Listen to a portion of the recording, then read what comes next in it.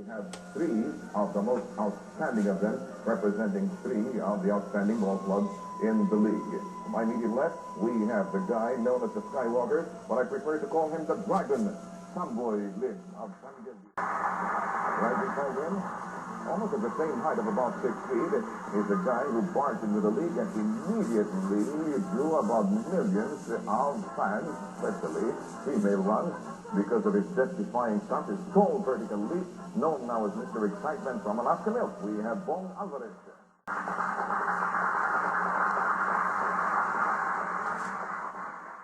And the third gentleman in our list, mga kaibigan, siguro nakita nyo lang ito mga ito, palagi sila nakasuot ng shorts at nakasando.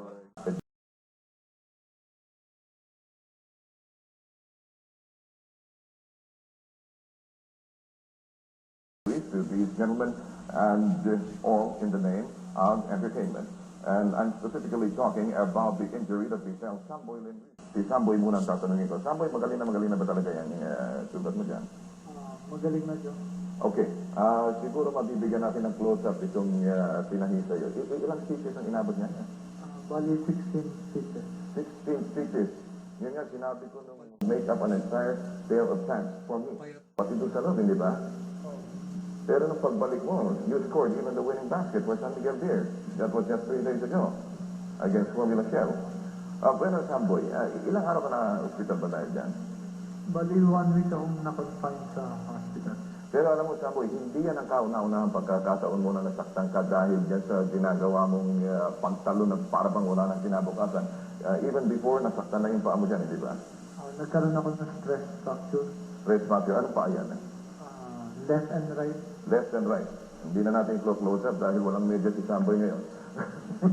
But, you have been injured a number of times, pero nung laro mo nung linggo, parang hindi ka man lang nagkaroon ng epekto sa site mo yung pagkaka-hospital mo. Ganun pa rin ang ginagawa mo, talo ka pa rin ang talo na para bang walang kinabukasan at bahala ng bukas.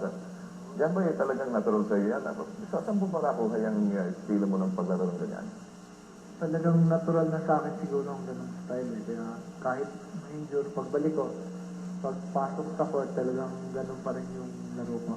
Talagang ganun laro mo? Oo, talagang. Okay, mabalik tayo doon sa nangyari sa iyo, doon sa laban ninyo ng Pure Foods.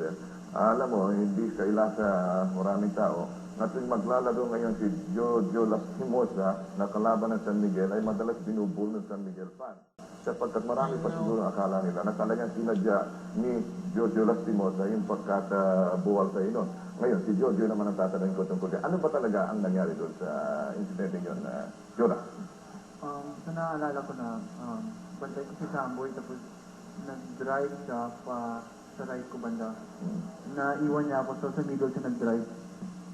Gusto ko siyang habulin na kahit pa paano, kaya tumaas na ako para sa paling yung bola sa likod. Hindi ko naabot yung bola. Kaya sumabit yung kamay ko sa forehead niya. Yun ang naramdaman. Pero matindi yung pagkakatir ko mo nun dahil yung pagkakalipad mo, siguro mga 4 na pi yung pagkakalipad mo nun eh. From to the hook. And that's the reason why he lost his balance. Ooh, the way he came down. Something we really do not want to see, but so we can clearly see what really happened to Samboy Lim.